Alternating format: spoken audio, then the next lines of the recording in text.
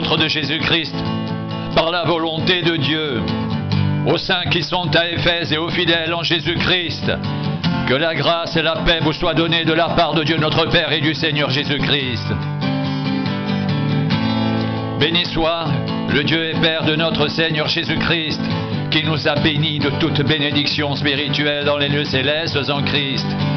En lui, Dieu nous a élus avant la fondation du monde, pour que nous soyons saints et irréprochables devant lui. Il nous a prédestinés dans son amour à être ses enfants d'adoption par Jésus-Christ, selon le bon plaisir de sa volonté, pour célébrer la gloire de sa grâce, dont il nous a favorisés dans le bien-aimé.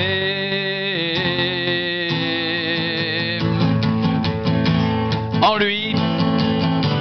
nous avons la rédemption par son sang, le pardon des péchés, selon la richesse de sa grâce que Dieu a répandue abondamment sur nous, par toute espèce de sagesse et d'intelligence. Il nous a fait connaître le mystère de sa volonté, selon le bienveillant dessein qu'il avait formé en lui-même, pour le mettre à exécution lorsque les temps seraient accomplis, de réunir toutes choses en Christ, celles qui sont dans les cieux et celles qui sont sur la terre. En lui, nous sommes aussi devenus héritiers, ayant été prédestinés, suivant le plan de celui qui opère toutes choses d'après le conseil de sa volonté,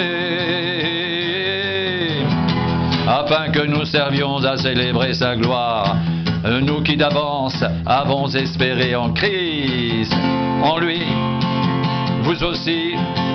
après avoir entendu la parole de la vérité, l'évangile de votre salut, en lui vous avez cru et vous avez été scellés du Saint-Esprit qui avait été promis.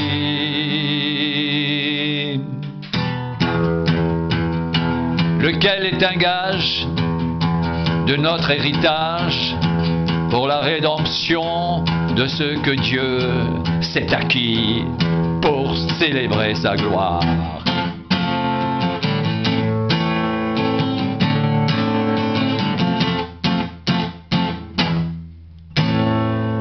C'est pourquoi,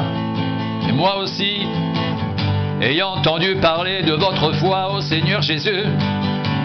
et de votre amour pour tous les saints, je ne cesse de rendre grâce pour vous. Je fais mention de vous dans mes prières, afin que le Dieu de notre Seigneur Jésus-Christ, le Père de gloire, vous donne un esprit de sagesse et de révélation dans sa connaissance, qu'il illumine les yeux de votre cœur, pour que vous sachiez quelle est l'espérance qui s'attache à son appel, quelle est la richesse de la gloire de son héritage qu'il réserve aux saints, et quelle est envers nous qui croyons l'infinie grandeur de sa puissance, se manifestant avec efficacité par la vertu de sa force. Il a déployé en Christ, en le ressuscitant des morts et en le faisant asseoir à sa droite dans les lieux célestes, au-dessus de toute domination, de toute autorité, de toute puissance, de toute dignité et de tout nom qui peut être nommé non seulement dans le siècle présent, mais encore dans le siècle à venir. Il a tout mis sous ses pieds et l'a donné pour chef suprême à l'Église, qui est son corps, la plénitude de celui qui remplit tout en tous.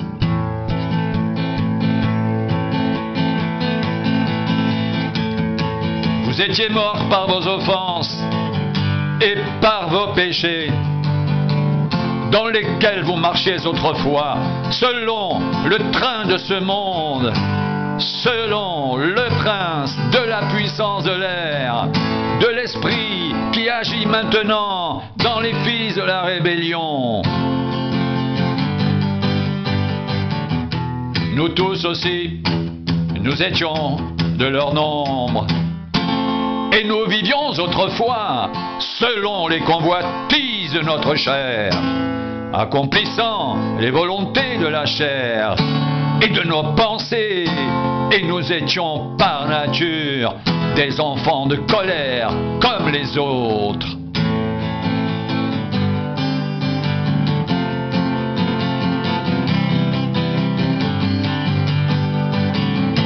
Mais Dieu, qui est riche en miséricorde, à cause du grand amour dont il nous a aimés, nous qui étions morts par nos offenses, nous a rendus vivants avec Christ. C'est par grâce que vous êtes sauvés. Il nous a ressuscités ensemble et nous a fait asseoir ensemble dans les lieux célestes en Jésus-Christ, afin de montrer dans les siècles à venir l'infinie richesse de sa grâce. Par sa bonté envers nous en Jésus-Christ, c'est par sa grâce que vous êtes sauvés, par le moyen de la foi.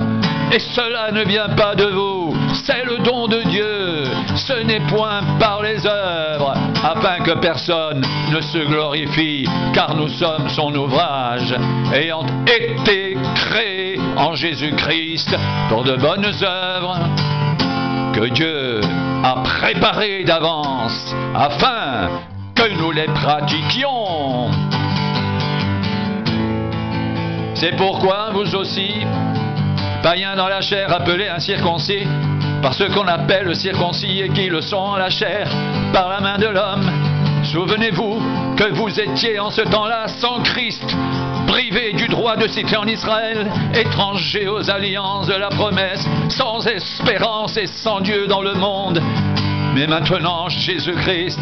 vous qui étiez jadis éloignés, vous avez été rapprochés par le sang de Christ, car il est notre paix, lui qui des deux n'en a fait qu'un,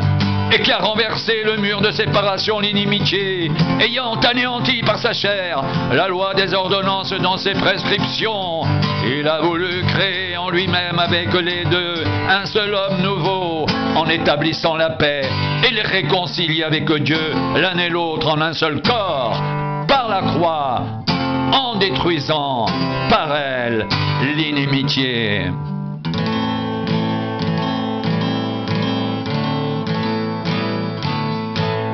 Il est venu annoncer la paix à vous qui étiez loin, et la paix à ceux qui étaient près, car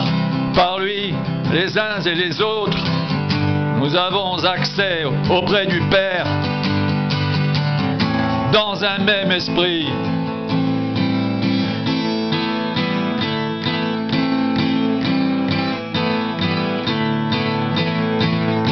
Ainsi donc, vous n'êtes plus des étrangers, ni des gens du dehors, mais vous êtes concitoyens des saints, de gens de la maison de Dieu. Ainsi donc, vous n'êtes plus des étrangers, ni des gens du dehors, mais vous êtes des concitoyens des saints, gens de la maison de Dieu. Vous avez été édifiés sur le fondement des apôtres et des prophètes, Jésus-Christ lui-même étant la pierre angulaire. En lui, tout l'édifice bien coordonné s'élève pour être un temple saint dans le Seigneur. En lui, vous êtes aussi édifiés pour être une habitation de Dieu en esprit.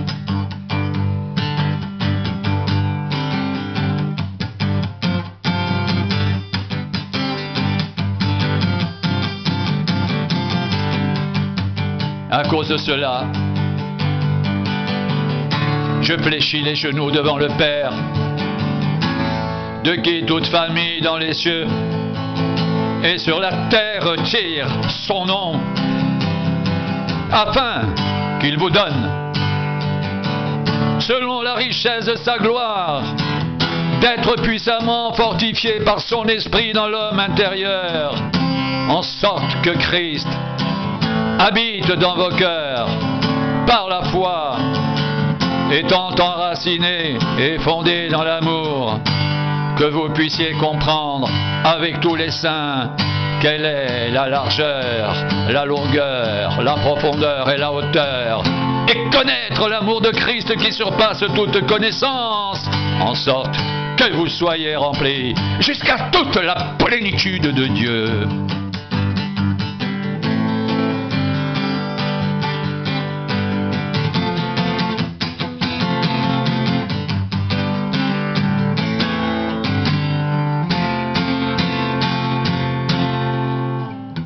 Or, à celui qui peut faire, par la puissance qui agit en nous, infiniment au-delà de tout ce que nous demandons ou pensons, à lui soit la gloire dans l'Église et en Jésus-Christ, dans toutes les générations, au siècle des siècles. Amen.